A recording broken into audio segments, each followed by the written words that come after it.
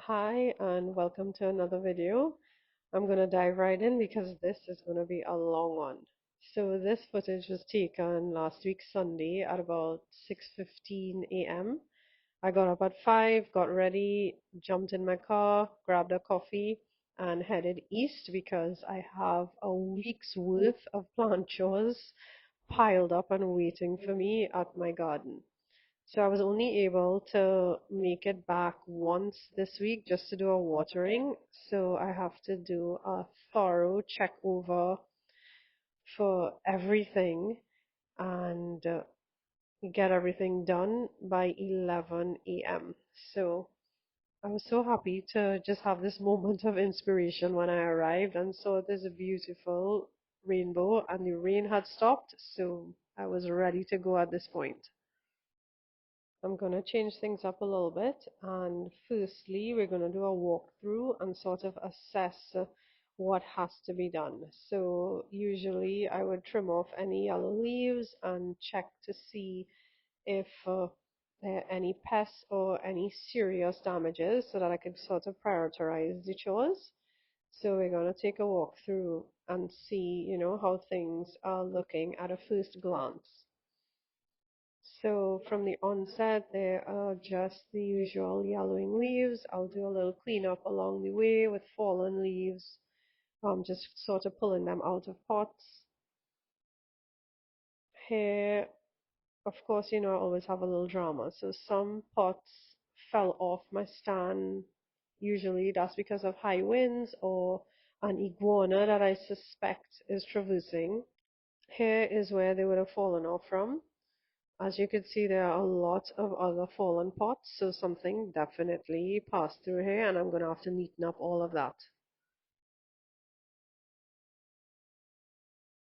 I'm just doing any little that I could and making mental notes, just in case I do get everything done. At least, I have an idea of what I have outstanding.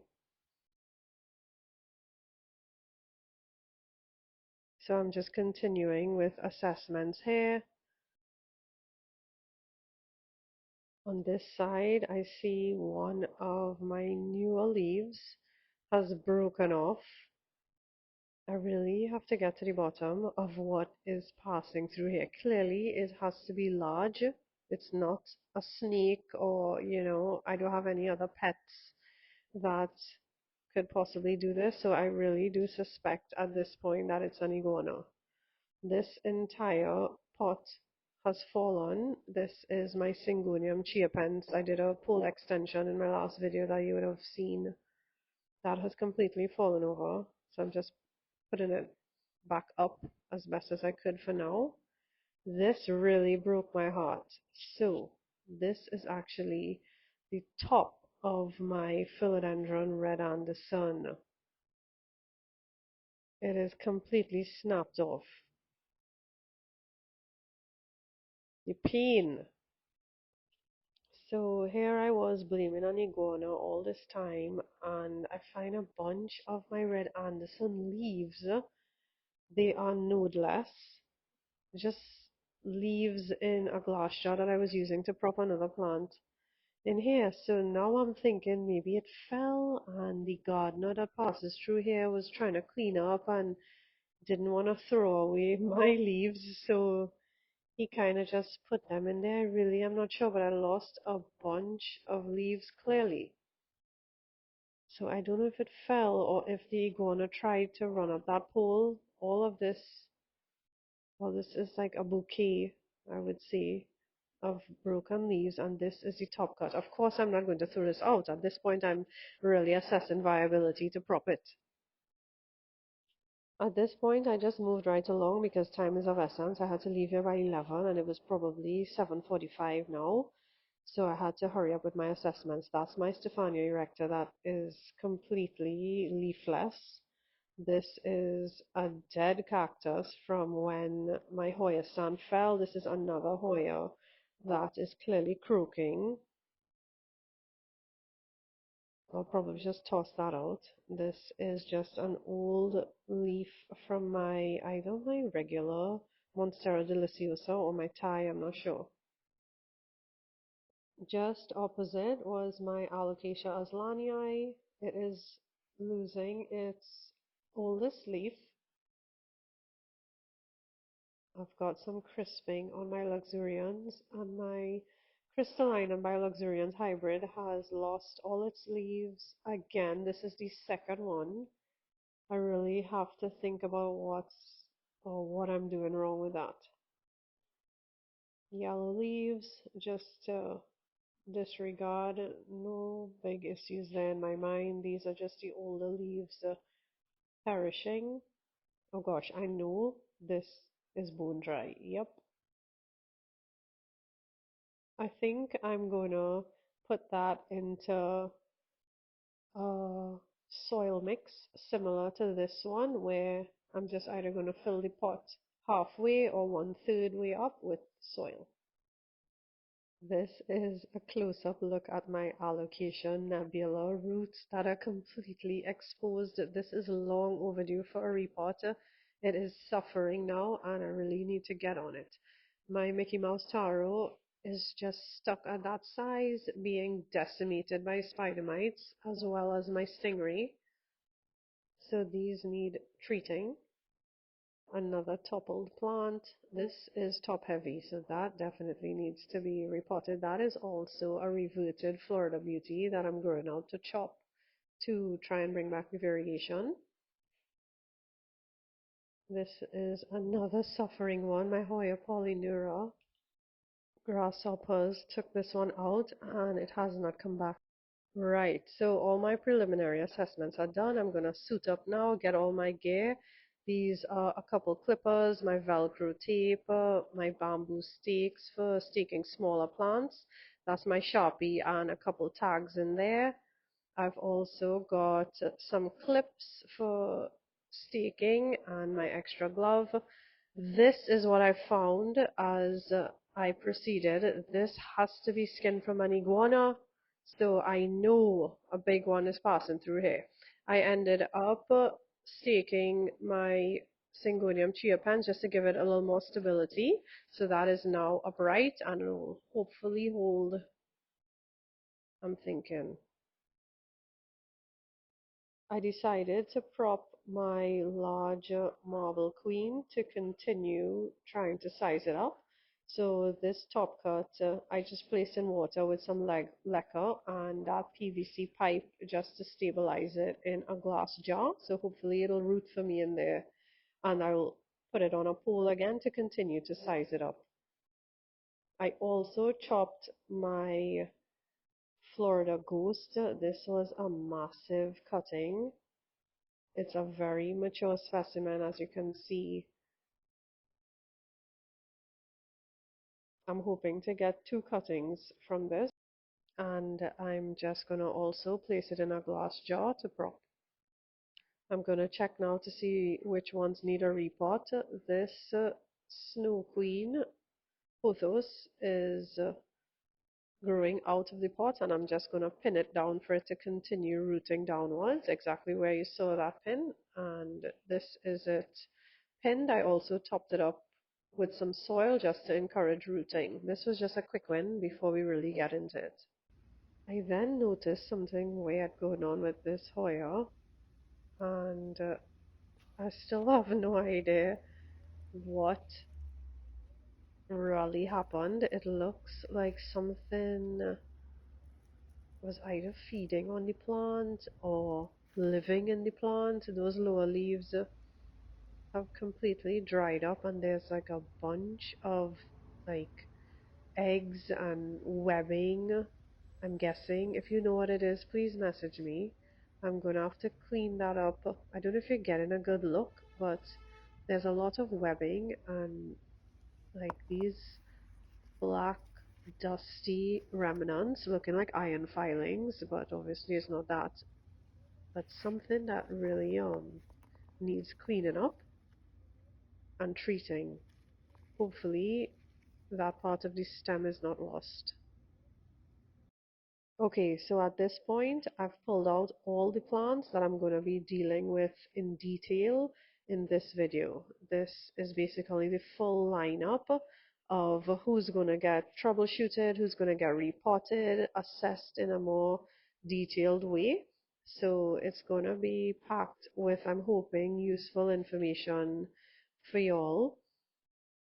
I have some really overgrown ones. This is my Anthurium pedata radiatum, and some plants that are either going to get tossed out, and some new guys like these props that are completely overgrown in water and need to be potted up. Some of them are overgrown and just need a little makeover to have them looking aesthetically pleasing. So I'm gonna take you guys along for all of it basically, and hopefully you can use this information. This is my Syngonium batik cuttings that also have to get potted up, and some philodendron Florida green, and another Anthurium pedata radiatum that I had propping in moss that is seeing some hard times. So this is a full overview of what we're going to be dealing with. As usual, my potting station is a mess. I'm going to start with getting that sorted. The scaffolding is still here annoying me. And right, so we're ready to rock now. I'm going to tackle these cuttings or these broken bits first, just so that they don't dehydrate. These are some reverted Syngonium mojito and reverted Syngonium albo cuttings that I'm going to prop and try to bring the variegation back. I always spray the leaves or clean them of any pests using this electric spray gun that I'll put the link for in the description. I got it on Amazon. And then I just add them to a glass jar. Even though this leaf is basically destroyed, I'm still going to attempt to prop it because it has a perfectly good node. What I do when I'm propping is, besides putting it in a clear vessel, I fill the water up to where the nodes are and not beyond, like too much up the stem, just to avoid unnecessary rotting. Now I'm going to organize my potting mix. I use the Utopia Premium Aroid mix. I'm going to group all the plants that require this mix. I do not amend it, I just use it as is. And we're going to start with this guy. I forgot the name of it. I think it's a Stramanti Triosa, but the white one. If you know what it is, please comment below. I ended up having to move from my potting station because it was just too hot. So I placed all the plants now, or I grouped them, I should say, into this location. That was a lot cooler, and I'm just giving them a quick check over for pests before I uproot all and pot them all up into that premium arid mix. That's my tractor back. Here is my begonia being a begonia. This is my Hederaceum marble. Yes, I'm just going to leave the begonia like that until I'm ready to pot it up. So these are all that are going to go straight into the aroid mix. I ended up potting up the Stramanti, I think it is. That was just a boring pot up, so I just edited that out. This is my overgrown mint. Because this was just a regular up pot, I just fast-tracked you guys to the final stage, which is me just placing it very close to where it lived originally. It can't fit in its original location, and basically I now have 3 vines going on one pole. I didn't think I was going to add a pole too, but I ended up doing that, and I fastened all 3 vines to the pole using Velcro tape. I'm going to move on to the Begonia Sinbad, as it had already toppled over and was void of any water. I didn't want it to dehydrate. The roots are pretty good, so I'm hoping that it should be able to grow in the either a half pot of soil or 1/3 pot of soil. I've been trying or experimenting with growing them in soil again, and I've been having success from using less soil, I should say. And the roots look pretty good. So I'm really hoping I have a good chance. I'm going to use a taller pot so that I could just reuse this pot or fill the bottom as it grows rather than having to replace the pot completely. This is how low down I'm going to pot it up. I'm probably just going to leave that amount of soil in there. This is what it looks like in the end. It is halfway filled with soil, and as it grows, I'm just going to uproot it, fill the bottom with soil, and pot it back into that same pot. I also staked it using that bamboo skewer. Next, I'm going to move on to my Hedracia marble that has gotten pretty leggy. I'm going to pot it up into a bigger pot to try and root some extra nodes. So what I'm doing here is wrapping the vine into the gap, placing it as low as possible without getting the leaves in the way or covering the leaves, because I'm going to backfill it with soil so that the nodes can continue to root in there just like this. So the leaves are not covered, just the vine is covered so far.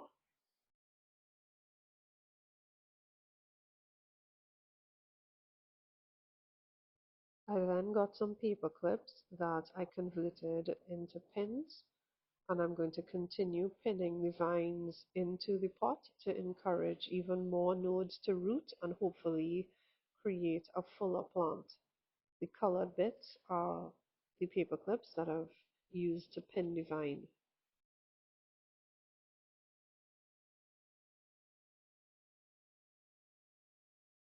I then topped it off with some more soil just to make sure it is fully secured.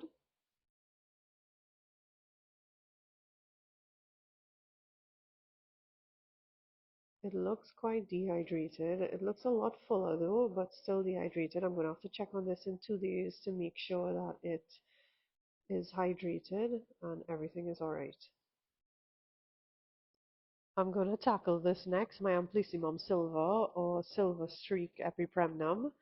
It is really matted in this vessel. I was struggling to get this batch of cuttings out. As you can see here, it is really dense. You're probably wondering why I have so many cuttings too. The thing is, I love the growth pattern of this plant. I find it resembles bamboo a lot. It just has a much faster growth rate so that I could get that dense, narrow, bushy bamboo leaf look in areas like my bathroom or just areas that I want that sort of zen vibe.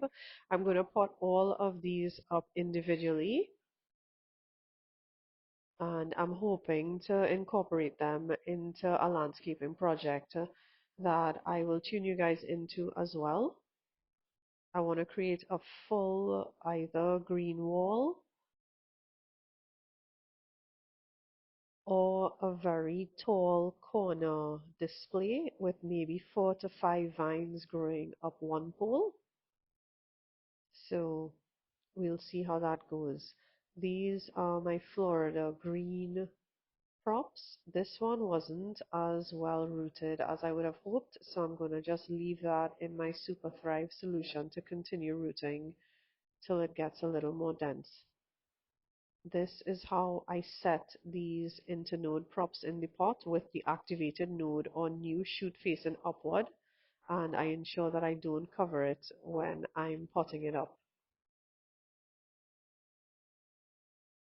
I just sort of lean the cutting to one side.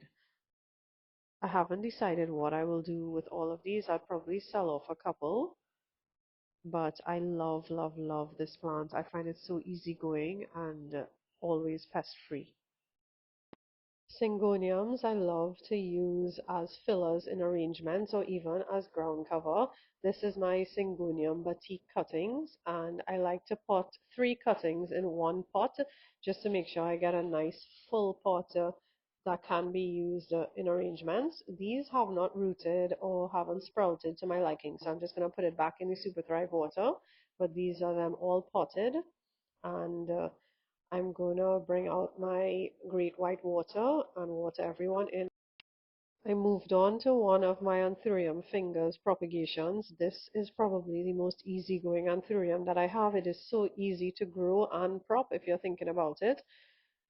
This chunk is about 2 inches in diameter. It is a pretty mature one, and I'm going to pot it up in this bucket pot. I'm going to pot it very, very low. I'm only going to put like probably 2 inches of soil at the bottom, like right about here. So I'm going to rest it in as you see, and I'm going to cover it like this, leaving a bit of the stem exposed, and I'm going to add moss there that you'll see shortly to encourage rooting.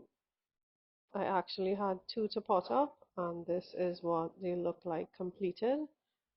They're situated to receive east-facing light. My anthurium crystal hope I moved on to next, and the first red flag for me was this yellowing leaf and the fact that the plant was leaning. That plastic ring was used to create a moss color originally so that rooting will be encouraged along the stem. I'm going to have to remove all of that moss to take a better look. So here you can see that the roots are fine, but the stem to the bottom clearly either rotted off or broke off. But the plant is still fairly secured in the pot, so I'm not going to take any major action upon assessment. I feel I'm just going to put some aroid mix on top and just top it back off with moss. The last of the anthuriums is my Anthurium vitirifolium. This was due for a repot probably 6 months ago. It is quite a resilient one, I would say, and another that I would recommend if you want to get into anthuriums. The pot that I want to pot it into clearly is too small for it, and going against my usual potting habits, I disturb the base of the plant just to be able to bury it deeper. This is how much I took out from the bottom, and I actually removed all the moss from the top, well, as much as I could, to expose those roots so that I could cover it with anthurium mix and continue to allow the plant to have the opportunity to size up. This is what it looks like in the end. I just topped it off with moss and put it back in its original location. This is my Anthurium crystallinum by Luxuriant Hybrid. As you can see, I have no leaves once again. This is my second go at trying to grow this plant, and I am failing a second time around.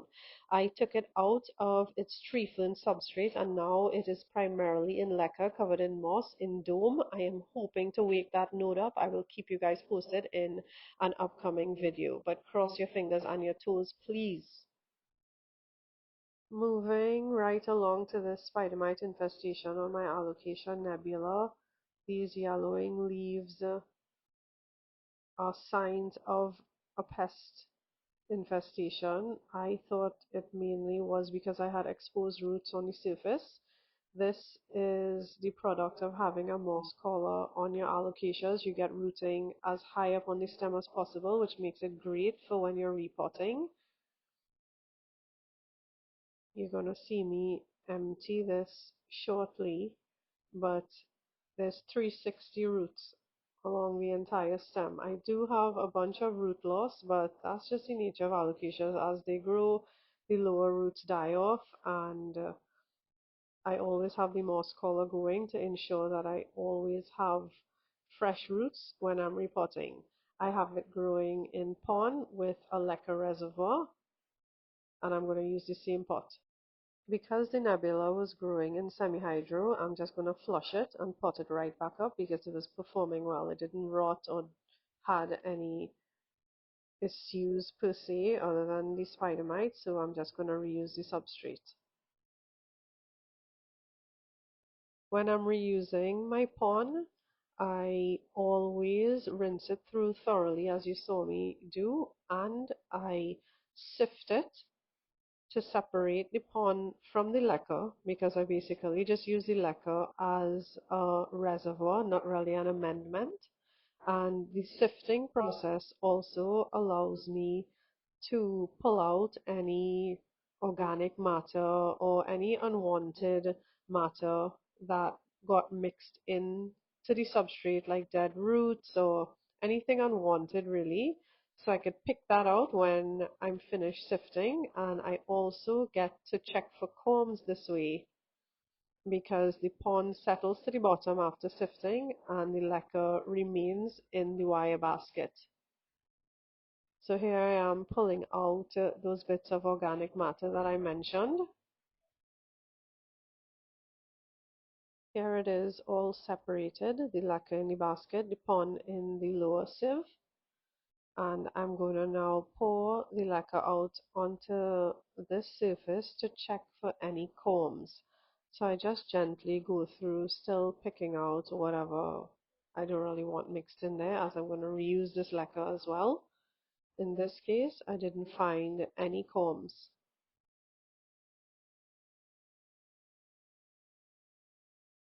So I just placed that lacquer to the bottom of the glass vessel, about 1 inch up, placed a layer of pond, and then added back the nebula to the vessel. It is in no drainage. This is how I grow alocasias best.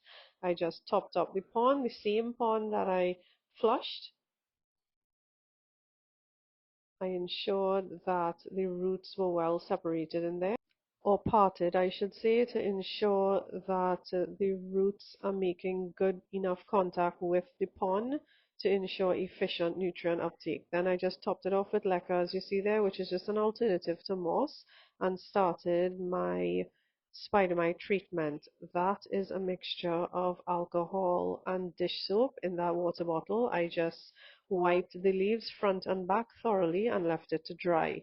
I also decided to move it from its original location and place it adjacent to where it originally was, because I have a feeling that my stingray and my Mickey Mouse taro are the culprits for the infestation in the first place.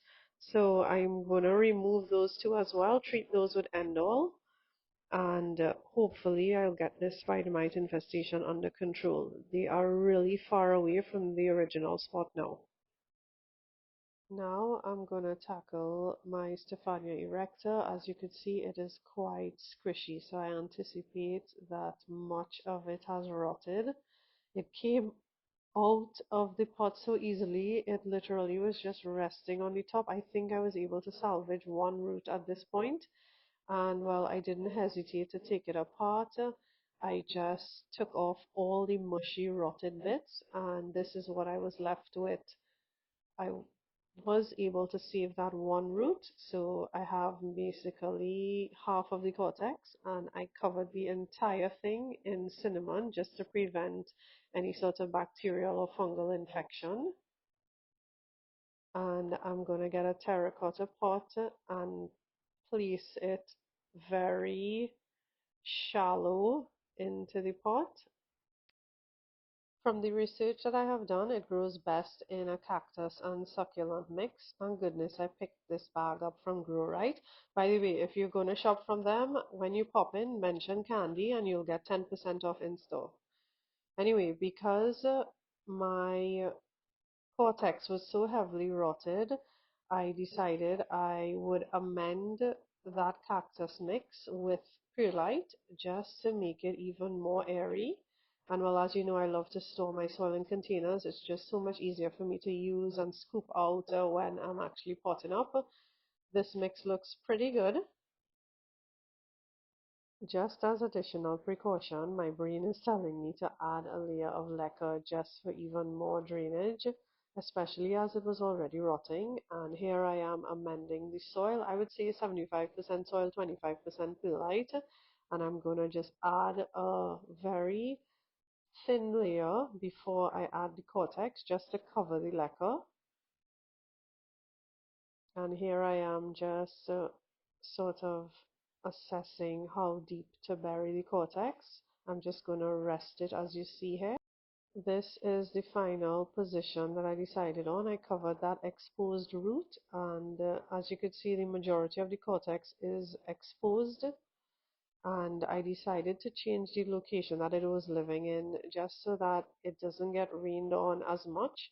So I placed it next to my Dischidia ovata. It is well shaded here, however, it does receive west facing light for probably 2 hours of the day. So I'm hoping that's sufficient to get it going again. And, you know, I'm really hoping for the best here. At this point, I remembered that we were expecting a lot of rainfall, so just as a preventative, I got my snail bait out. I get this from Home and Garden in Aranguez. I will put their contact information in the description. And just as a preventative, I literally just shake the pellets out throughout the garden, especially in susceptible areas or areas that I frequently find snails, slugs, caterpillars, anything like that. And I just shake it throughout, as you see here. It's fine to get into your plants. I find it to be very effective once I am upfront with my treatments. So in cool areas and moist areas, I make sure to put a little extra.